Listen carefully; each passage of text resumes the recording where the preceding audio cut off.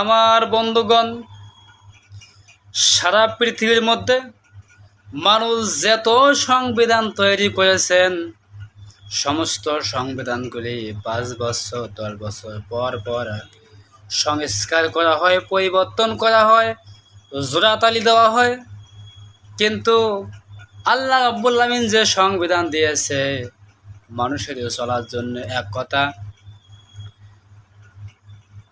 Council office থেকে শুরু করে সংসদ পর্যন্ত চালানি জন্য যে সংবিধান দিয়েছে, সেই সংবিধানের কিয়ামত হয়ে যাবে, কোনো পরিবর্তন করা লাগবে না, এবং কেউ পরিবর্তন করতে চাইলেও তার চামড়া থাকবে না। কথা বলেন ঠিক না বেঠিক?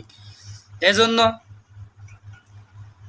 আল্লাহ রাব্বুল আমিন হচ্ছে চিরস্থায়ী, তার সংবিধানও হচ্ছে চিরস্থায়ী, কোনো পরিবর্তন নাই।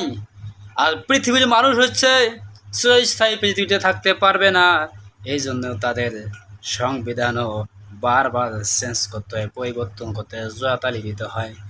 বন্ধুগণ, মানুষের যত সংবিধান তৈরি করেছে, এই সমস্ত সংবিধান যদি একত্র করে কোনো দেশের আইন প্রতিষ্ঠা করে, কখনো ওই সেই দেশের মধ্যে শান্তি আসবে না। শুধুমাত্র আল্লাহ তাআলার বিধান, যে সংবিধান দিয়েছে, সেই সংবিধান দিয়েই রাষ্ট্র পরিচালনা করলে পরে শান্তি আসবে।